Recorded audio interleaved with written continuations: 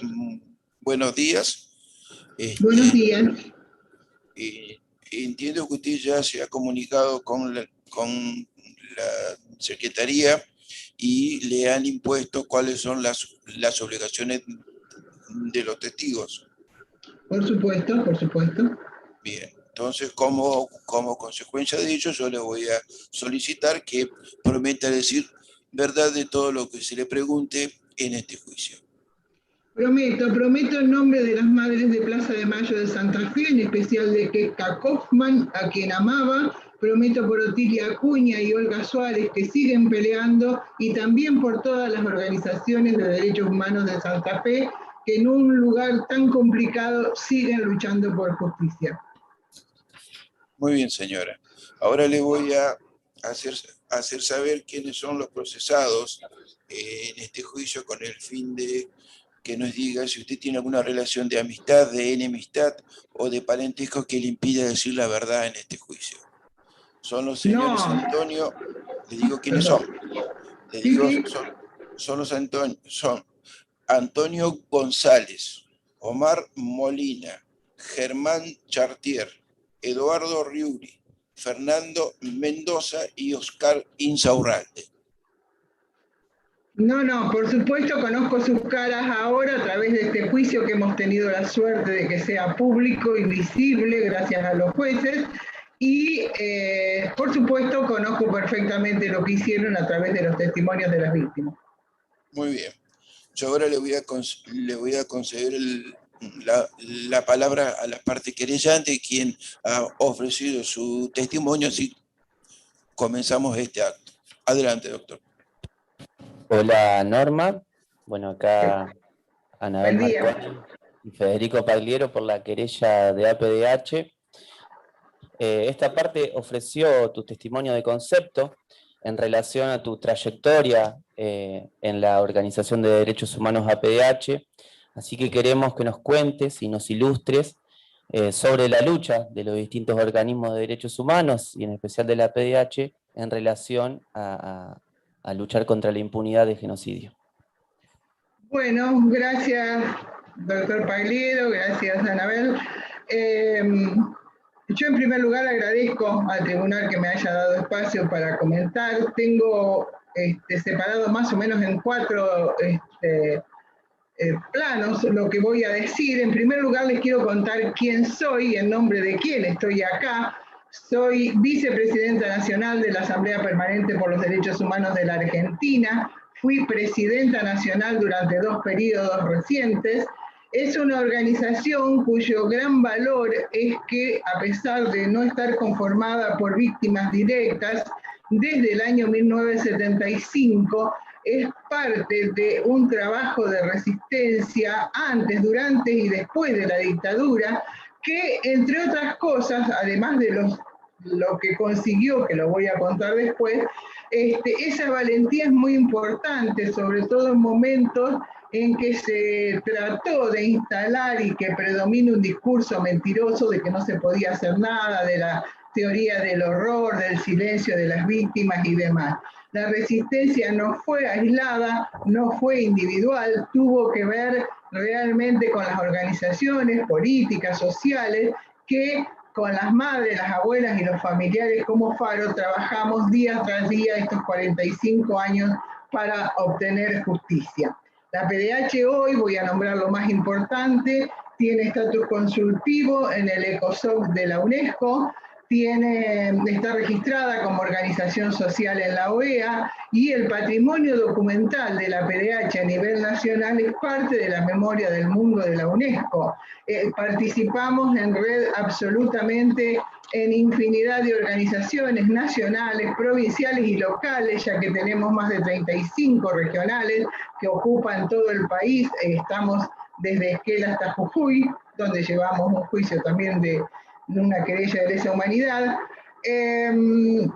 Nosotros acá en Rosario, por ejemplo, entregamos mi archivo personal de la lucha de los últimos largos años, de más de 20.000 documentos y miles de fotografías, donde se fueron registrando día a día todo lo que se hacía en la lucha en la calle, porque los juicios no llegamos solamente por el trabajo de abogados o el trabajo de algún político. Los juicios se hicieron, se sustentaron y se consiguieron luchando fundamentalmente en las calles.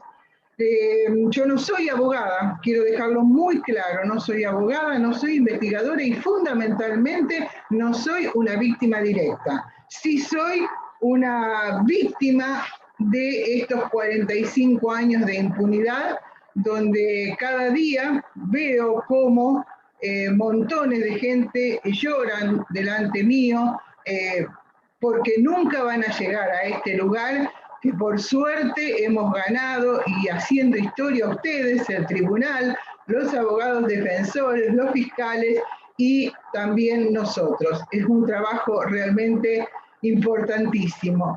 Yo quiero explicarles por qué esta PDH desde tan lejos, tantos kilómetros, acá en Rosario somos querellantes de una causa en Santa Fe. Nosotros en el año 2016 recibimos en el Museo de la Memoria a este grupo de compañeros que buscaban abogados. Las razones de por qué llegaron y todo lo demás no interesa en este momento, sí interesa que estaban en el Museo de la Memoria, un lugar que también peleamos durante más de 20 años para tener un grupo de abogados que atiendan a las víctimas que venían a preguntar o necesitaban algo. Ya en enero del 2017 fuimos públicamente, se presentaron en Laguna Paiva, precisamente en el lugar de los hechos, la querella, que pensábamos íbamos a estar solos y finalmente hubo un montón de gente.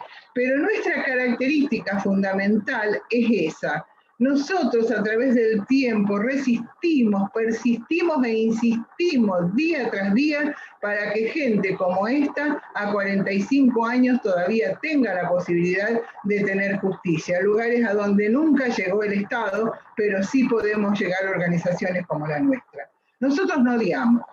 Nosotros es una decisión política no odiar, la misma decisión política que tienen las víctimas. Yo veo a estos señores que para mí son nada, yo no los odio, lo único que quiero es verlos en la cárcel. Nosotros solo peleamos por memoria, por verdad y por justicia, porque en el camino hemos conseguido muchísimas cosas como hasta recuperar los niños robados. Las consignas fueron cambiando con la lucha. Nosotros somos querellantes hoy en 25 lugares, en 25 querellas, perdón, de 14 lugares del país. Yo soy firmante de 6 querellas en Rosario, entre ellas algunas tan importantes como fue la Biblioteca Vigil o Villa Constitución por los hechos del 75. Hemos bajado el piso de el 24 de marzo al 10 de diciembre del 83 con ese juicio y lo estamos subiendo con porque estamos hablando de una causa donde hubo presos hasta el año 84. También tenemos una causa internacional por Reverberi en Italia. Yo siempre me gusta decir que empezamos los juicios cuando el primer denunciante entró por la puerta de la PDH.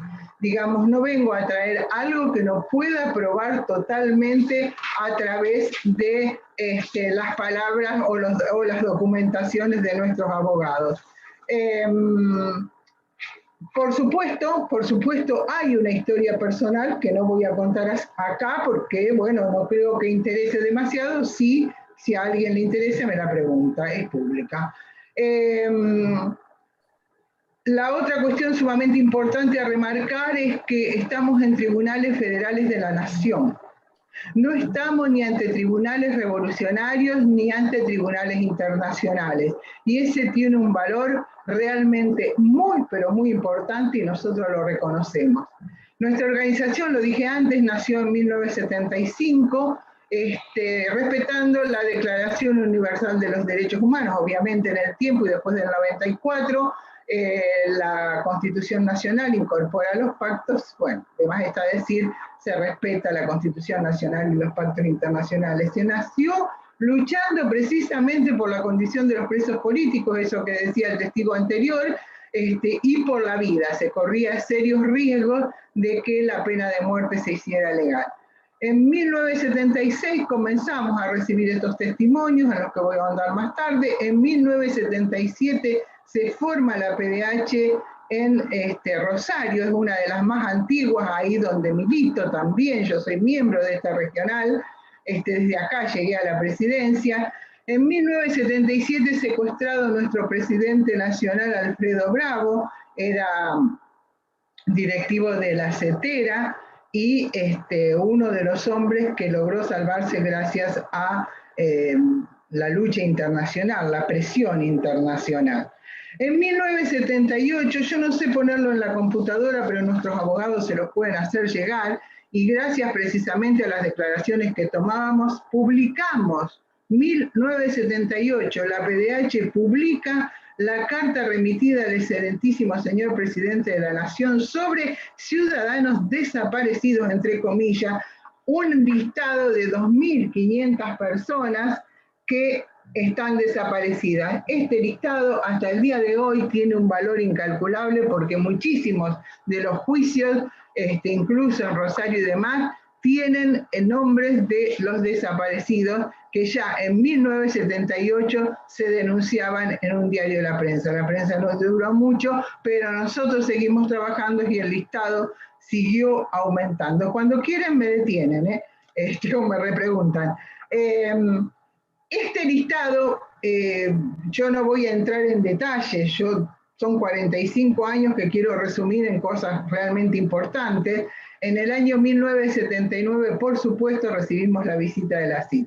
La PDH juega un papel importantísimo, entre otras cosas, y también hay un documento que le puedo acercar a los jueces y a los señores defensores, que es absolutamente histórico, ya que la PDH se reúne con la CID, la Corte Interamericana de Derechos Humanos, y entrega un documento con una lista de 5.000 desaparecidos, de todos los torturados, de los presos a disposición del PEN, de niños robados, etcétera, etcétera, etcétera, de todas las torturas, mujeres violadas. Es un documento absolutamente histórico, por eso no de casualidad estamos en la memoria del mundo. Y ese era el trabajo constante de nuestra organización. Este informe de la CID fue lapidario para la dictadura, pero es obvio que no les causó demasiados problemas, ya que en esta causa estamos hablando de gente que fue apresada precisamente en 1980 y que continuó preso, como el caso de Catalino, hasta agosto del 84. Y yo insisto en esto porque mientras nosotros saltábamos felices con el regreso de la democracia, Catalino estaba preso. ¿Por qué? Porque en 1983 se conforma la CONADEP, retorna la democracia. La PDH es uno de los organismos más perseguidos por la gente de la CIDE. Bueno, tengo información que podría leer si ustedes me piden. Y quiero recordar, hablando de la CIDE, de la persecución, de la desesperación que tenía por conseguir esa lista de 5.000 personas que nunca pudo, aunque sí nos burlamos cuando logramos entrar al país los folletos del informe de la CID, que fue realmente para ellos muy doloroso, y repartirlos entre la militancia que resistía.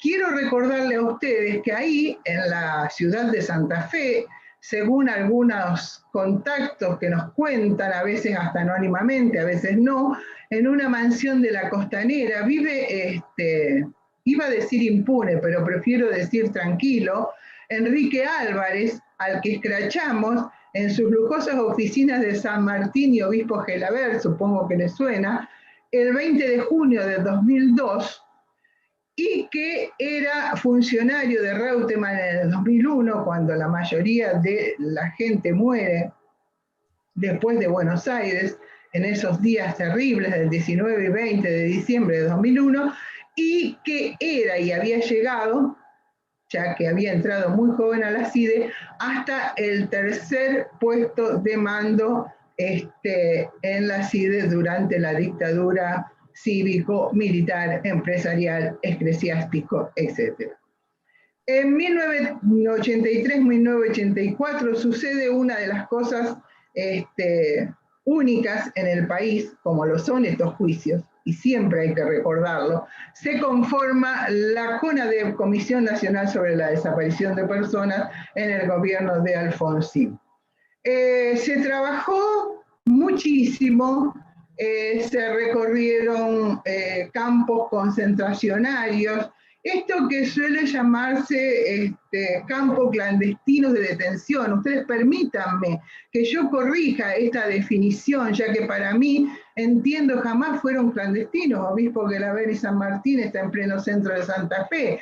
San Lorenzo y Dorrego en Rosario, por donde pasaron 2.000 personas, está en el centro álgido de la ciudad, estaba al lado de la Casa de Gobierno y de la Jefatura Provincial, a una cuadra de la Facultad de Derecho y del Comando del Segundo Cuerpo de Ejército. Digo, ¿clandestino? Nunca. Eran ilegales, total y absolutamente ilegales.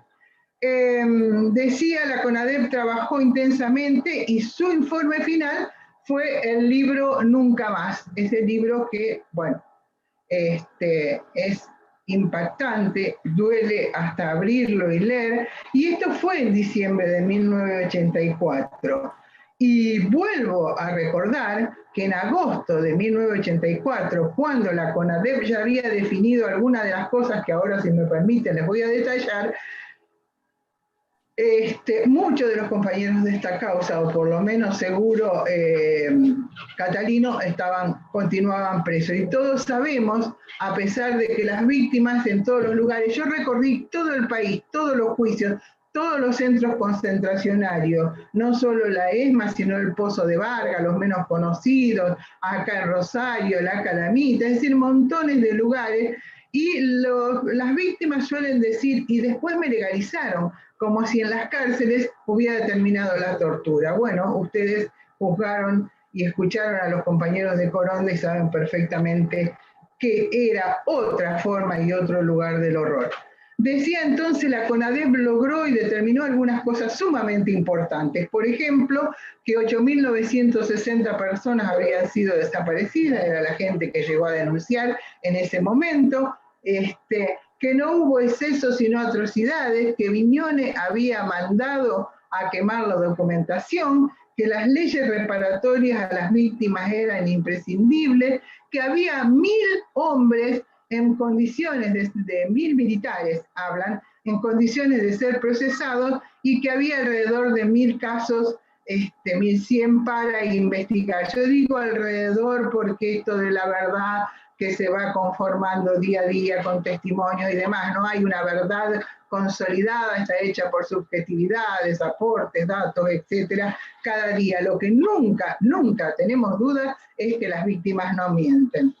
Decía entonces, bueno, hubo gente de Santa Fe, hubo gente de Rosario en la CONADEP, pero no sirvió de mucho. De 1986 a 1990, el punto final, la obediencia debida, el indulto, nos sumen en una impunidad total y tremenda que se rompe solamente en el exterior, en algunos lugares como Italia o Francia, donde logran condenar en ausencia a personajes nefastos como Alfredo Astiz. Perdón.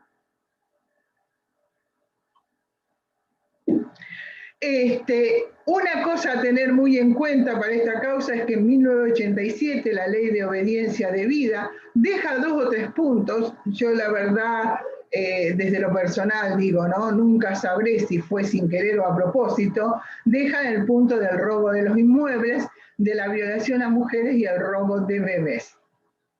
Yo me preguntaba, 1984, qué lindo, dejan afuera de la impunidad la violación de las mujeres. Nosotros escuchamos en este juicio, 40 años después, las niñas que fueron abusadas, los niños que fueron abusados violentamente.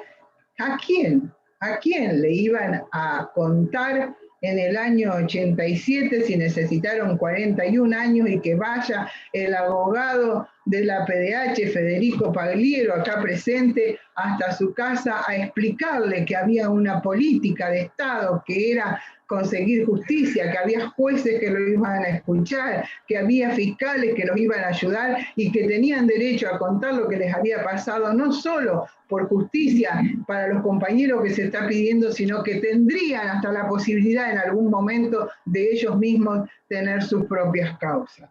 Qué difícil era eso pensarlo en el 87.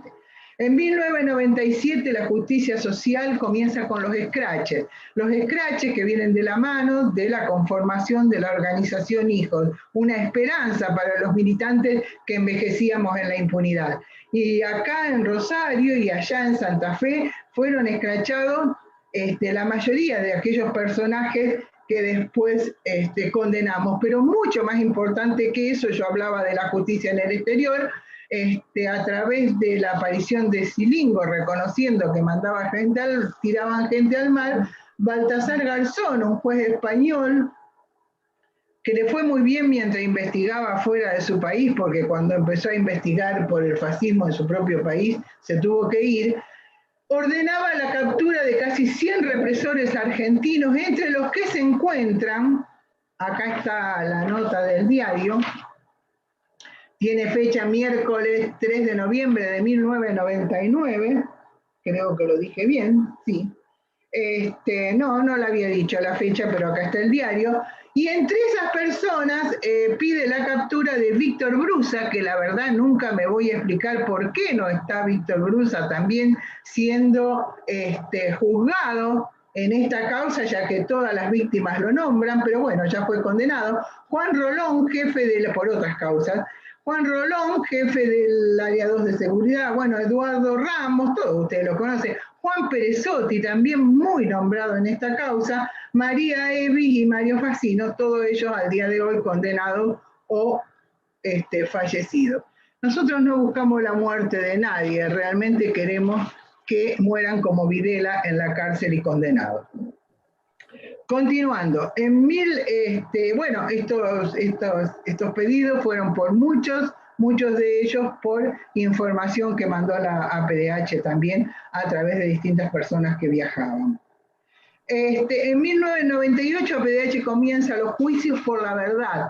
Los juicios por la verdad en La Plata y alrededor del 2000 en Mar del Plata. ¿Qué importancia tienen estos juicios? Es increíble porque todos los genocidas declaraban tranquilamente porque total no había ningún problema, la impunidad estaba asegurada y se dieron casos muy hasta graciosos donde por ahí eran acusados de falso testimonio por decir que no sabían algo que todos los otros habían dicho que había hecho o que sabía. Digo, hablaron tranquilos, eso nos dejó mucho material para el futuro, pero recién en 2006 se llega a los verdaderos juicios y tenemos la primera condena, empieza en 2005, tenemos la primera condena que es la de Checolat y nos cuesta lamentablemente la vida y la tercera desaparición del compañero Julio López. Por supuesto, Julio López lo buscamos, gritamos por él en las calles, pero nunca más apareció. Esto parece causarle cierta felicidad al señor Mendoza, porque lo veo sonreír. La sociedad continúa pidiendo juicio y castigo. En el 2009 comienzan los juicios, también en la primera sentencia Brusa, y nuevamente tenemos un costo, porque la sociedad ya tiene a esos jóvenes sicarios que pueden asesinar por poco, y el testimonio de Silvia Supo nunca llega ella viva a poder confirmarlo. Como decía el desaparecido Rodolfo Walsh, todos siempre tenemos certeza, pero la mayoría de las veces nos faltan las pruebas y entonces tenemos que creer que fue un robo. A pesar de que uno ha vivido la dictadura, mucho y mal, tengo que agradecerle al libro de Julia Riesler, La acción psicológica de la dictadura, más de 44 años después, para entender a través de un análisis que hace un profundo análisis de cuáles eran los objetivos en cuanto a la legitimación en el campo popular que quería la dictadura. Nosotros durante mucho tiempo creíamos que era solo el terror, pero no. Hoy sabemos que además de eso, el terror se ejercía claramente direccionado a través de órdenes y decretos como el RC 51, que venía desde el año 68, ironía, lo habían hecho en la época de Lanús. y a una tarea muy fina respecto a cómo ganarse a través de la propaganda el apoyo del campo popular. Cuando se aplica el terror era fácil, pero hubo un trabajo muy bien hecho donde ellos se plantearon primero ganar la guerra y luego ganar la paz. Ese ganar la guerra fue un periodo de propaganda en el que participaron fundamentalmente las grandes empresas, las empresas del Estado, y fue verlo, recordarlo, reconocerlo, entenderlo, es horroroso. Y acá me permito leerla para decirlas tal cual como son. Por ejemplo, en las propagandas decía de un auto Ford Falcon, un amigo de fierro se gana siempre. Otras, no respetar el semáforo es convertirlo en un arma asesina. No dispare, yo consumidor digo basta. Este número es una bomba. Todo tenía que ver con la guerra y el aparato represivo. Y eso aplicado todos los días, día tras día, fue cambiando la cabeza de la gente y al poco tiempo esos jóvenes libertarios, los jóvenes que luchaban por una patria socialista, por una patria socialista, esta gente que luchaba por mejorar su vida y la de todo su pueblo, se convirtieron, entre comillas, en los terroristas subversivos. Muy poco tiempo les llevó en una sociedad bastante fascistizada históricamente, pero además con una diferencia económica, social, de distribución de la riqueza en el país que muy pocas veces se quiere reconocer. Yo he viajado y viajo por todo el país y esto es absolutamente notorio.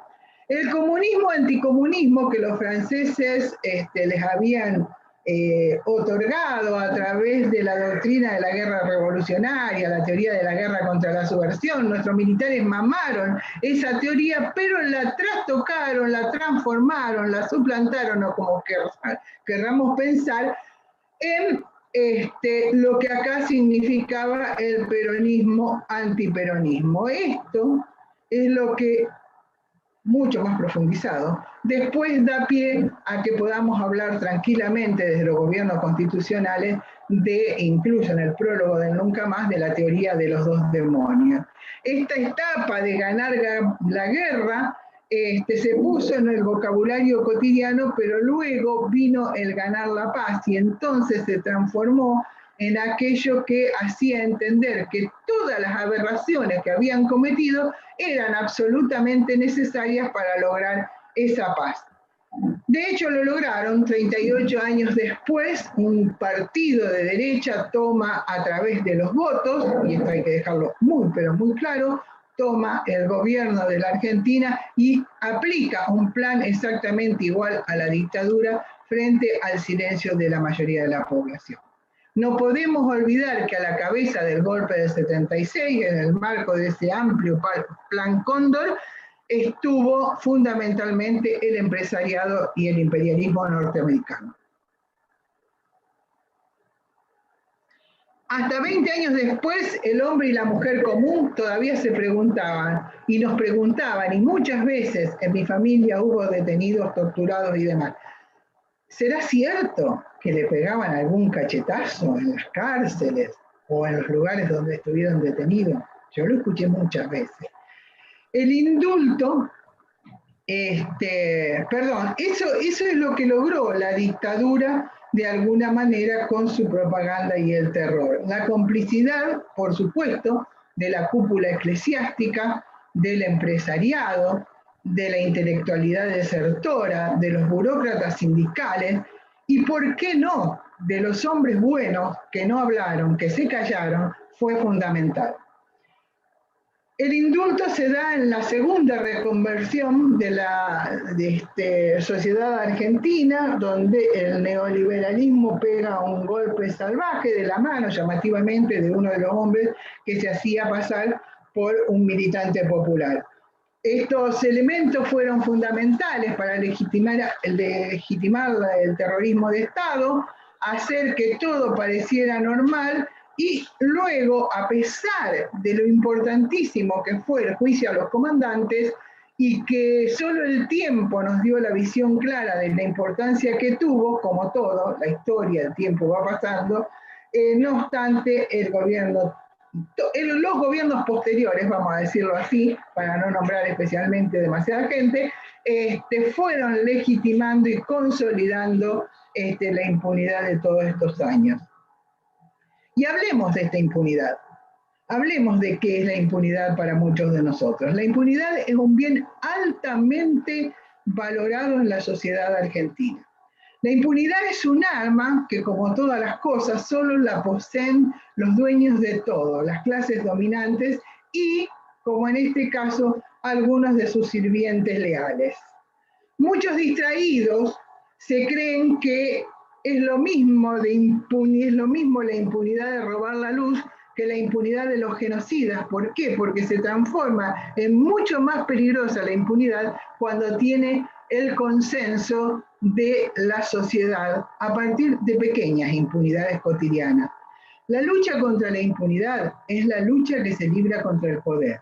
Es una de las luchas más formidables, es un trabajo cotidiano necesario de las organizaciones políticas, sociales que transitaron cada día un camino de las más diversas maneras. Podemos estar hablando días de todo lo que se hizo para romper con la impunidad, para llegar más de 30 años después a juicios que condenaran y mandaran a la cárcel a algunos de los señores que nos cruzamos todos los días en los bares, en la calle, en las veredas y demás.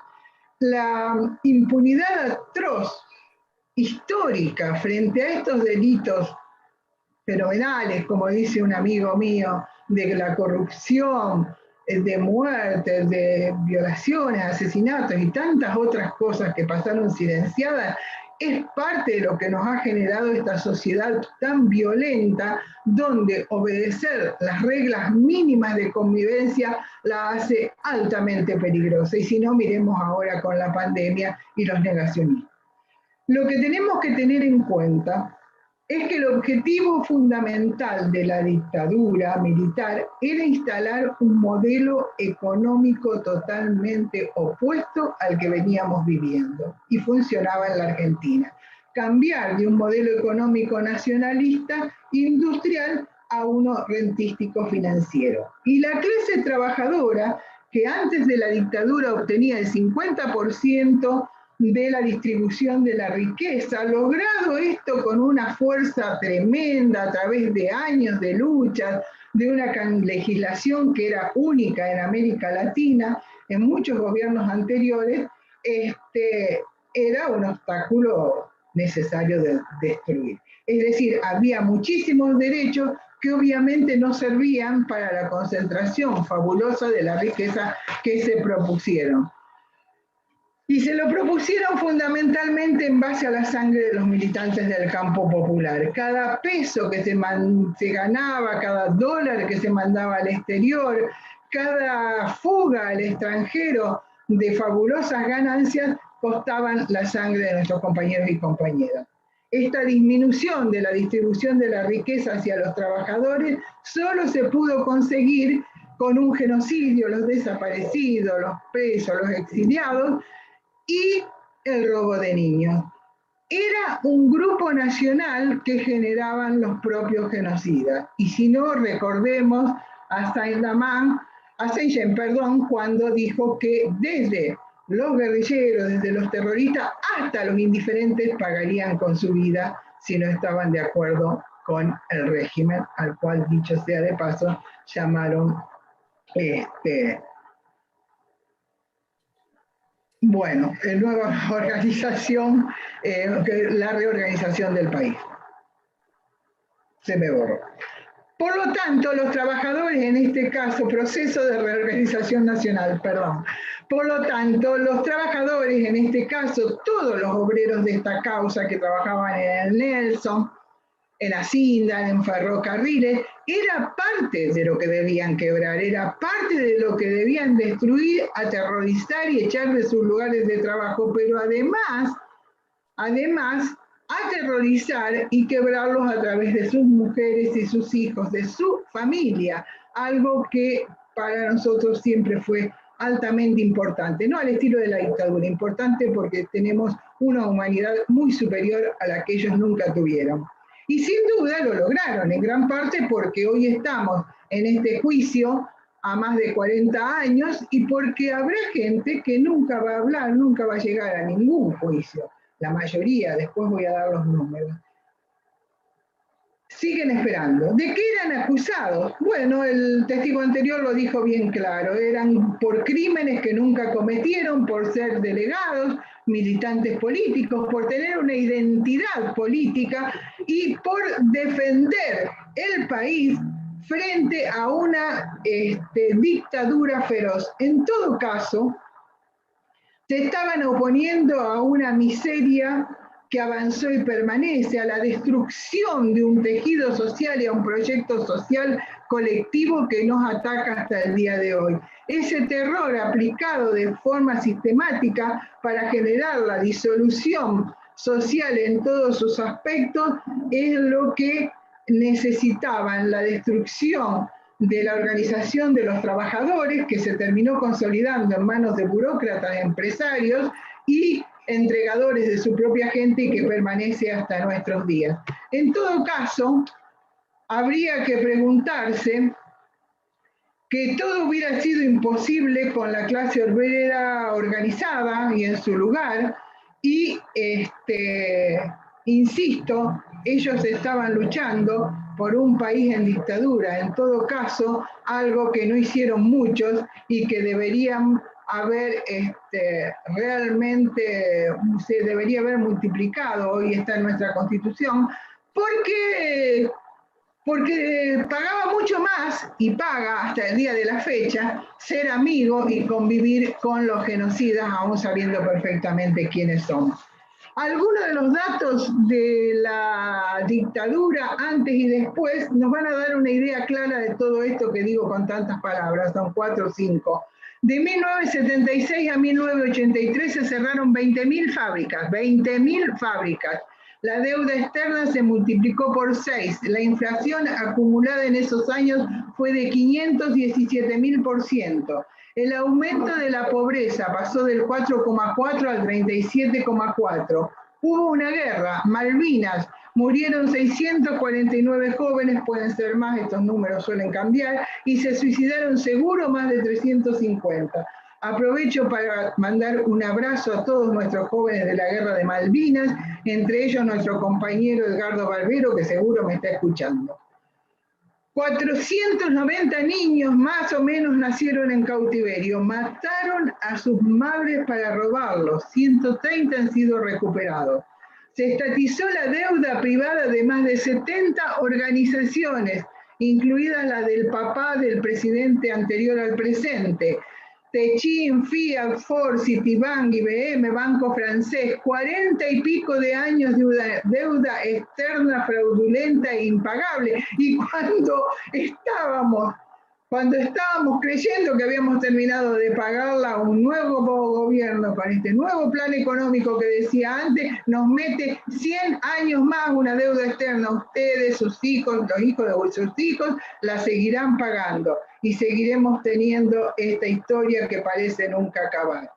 Una prueba más de la violencia que ejercieron, fenomenal, insólita, había aparecido ya en la España de Franco, fue el robo de niños. Esos niños que fueron secuestrados, las primeras víctimas junto a sus padres, o nacieron en cautiverio, insisto, mataron a sus madres para poder robarlos, y que entregaban a las familias amigas porque querían fundamentalmente que se criaran como niños de una sociedad que no tuviera nada que ver con la de sus padres, que no sintieran ni pensaran como sus padres, sino como el enemigo. Encontré por ahí escrito, los niños de la época de la dictadura, ¿serán guardianes de la memoria o contribuirán a silenciar el relato sobre el pasado? Bueno, estoy muy feliz porque esta causa me da la respuesta, como me la dan los nietos, los hijos y todos los demás. Hoy hombres y mujeres vinieron acá a testimoniar de qué les pasó cuando estuvieron presos, literalmente presos, no, secuestrados en los lugares que mencionaron en esos centros concentracionarios, en comisaría, cuando fueron esclavos sexuales o de trabajo. Yo no me puedo olvidar de Mario Páez, niño de 14 años que tenía que escucharlo a Perezotti y decir: hace lo que te digo o no la vas a contar, mientras veía todo lo que vio, porque esa es otra de las cosas que tenemos que recordar siempre. Las víctimas cuentan del 1 al 10% de lo que vieron o les pasó. Nuestras cabezas no están preparadas para que nos cuenten absolutamente todo, entre otras cosas porque no hay palabras que puedan decir lo que esta gente pasó, ni los desaparecidos cuyas historias conocemos a través de los que estuvieron con ellos. El Estado decía, ni siquiera llegó la instrucción de esta causa de estas víctimas, al menos eso es lo que tengo entendido, si no es así me lo respondo.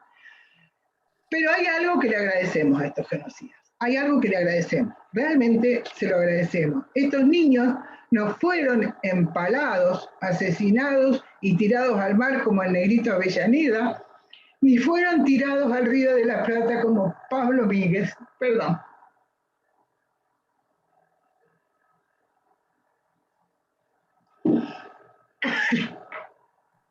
No mataron a Juana para robarle a su hija, tal el caso de María Pía Closman Barral, nieta recuperada número 103 en el año 2011. María Pía Closman Barral vivía con su identidad cambiada, apropiada por la prestigiosa, comillas, familia Kers de Santa Fe, ahí donde viven ustedes.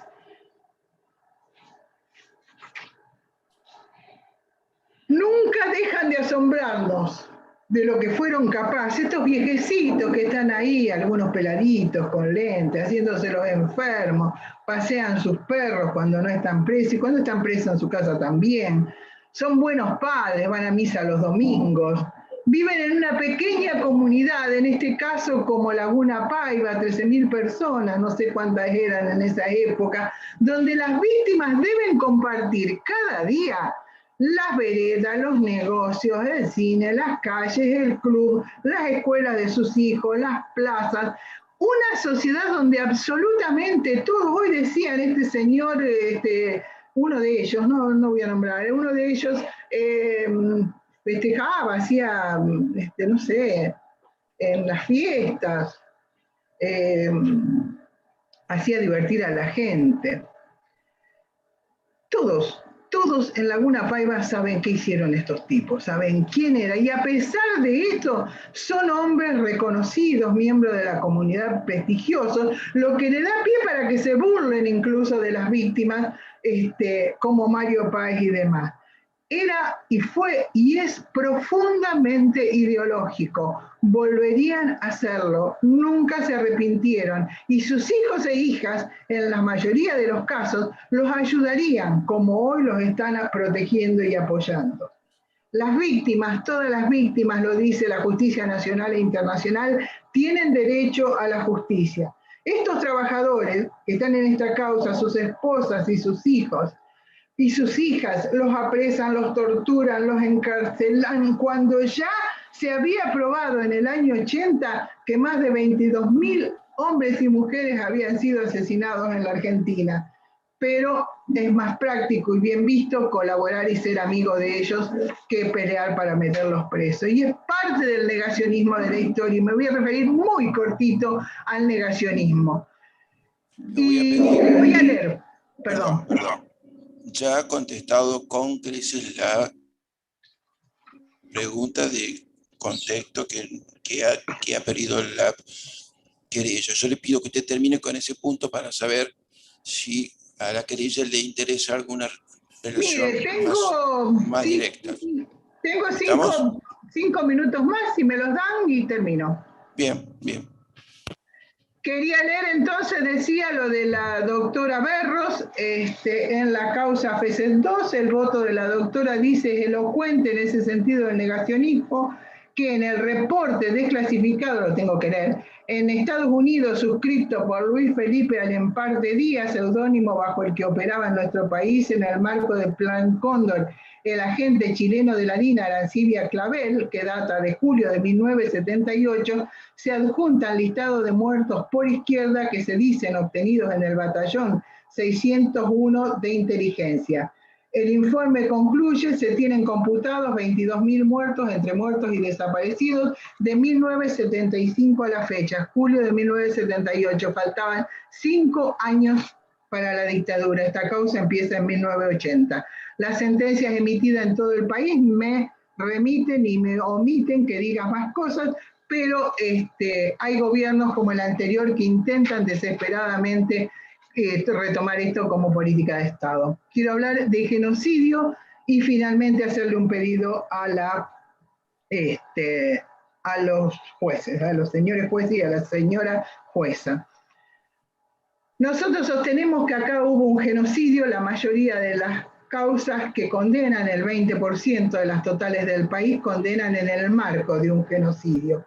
Acá, lo dijo bien el testigo anterior, cuando estos jóvenes son apresados, el campo popular, a través de las organizaciones a las que pertenecían, estaban prácticamente desarmados. El genocidio, según Lenkin, de alguna de sus traducciones, yo no sé alemán, dice que es la matanza que intenta destruir la identidad del oprimido y poner en su lugar la identidad del opresor. Esto fue para el nazismo, pero luego se va legalizando y poniendo una serie de medidas que por faltar el elemento político no se quiere tomar en las sentencias nacionales e internacionales. Había una preparación y una planificación del genocidio que no se comete, que son siempre absolutamente políticos, por eso no se juzga por genocidio, no se condena por genocidio, y que se cometen contra los pueblos, pero no solo en los cuerpos, sino sobre la descendencia y sobre las cabezas.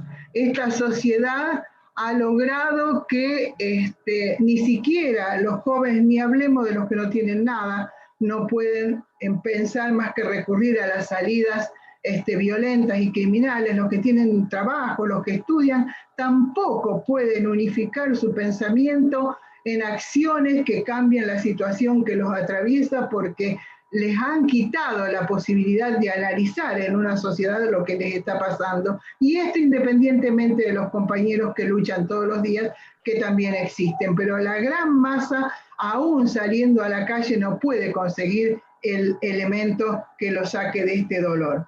Los jueces de la FECEDO también dicen eso, los jueces han reiterado que estos delitos fueron cometidos en el marco del segundo genocidio nacional, con lo cual solo se toma una dimensión jurídica de lo ocurrido en 1976, sino que resignifica el primer genocidio. Porque ustedes se preguntan, si hubo 500 centros represivos, si 150.000 hombres del aparato estatal fueron solamente procesados, alrededor de 3.500, condenados 1.000 en 14 años, y de esos 1.638 están felices en su casa. ¿Para qué peleamos nosotros?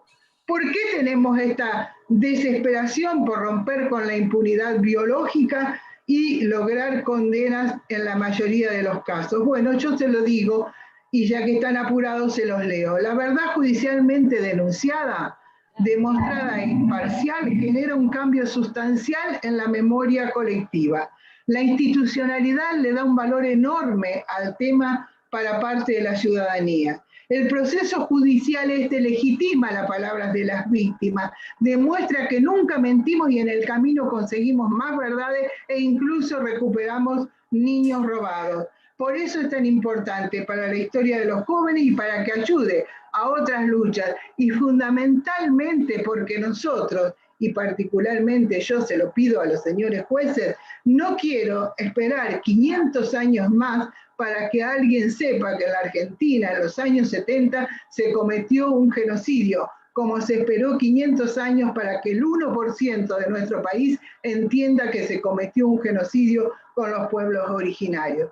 Miren, señores jueces, pedimos justicia, sabemos que no es mucho, pero las trabas que nos ponen constantemente en todos los lugares, hace que parezca tremebundo. No olvidamos, no perdonamos, no nos reconciliamos. Muchísimas gracias por escuchar. ¿La Fiscalía quiere hacer alguna pregunta más? ¿Los abogados defensores? Doctor Orón, ¿usted quiere hacer alguna pregunta más? No, señor presidente, muchas gracias. Doctor Sánchez. Ninguna, señor presidente. Bien, si a la querella no le quedó ningún No, señor presidente, nada más agradecerle a Norma Ríos por su declaración. Gracias. Muy bien. Señora, Gracias. está desocupada, muchas gracias. Muchísimas gracias a todos y todas por la atención, por ser tan amables y por escuchar. Bien, vamos a conectar a la señora como testigo y de esta manera hemos concluido las testimoniales del día de la fecha.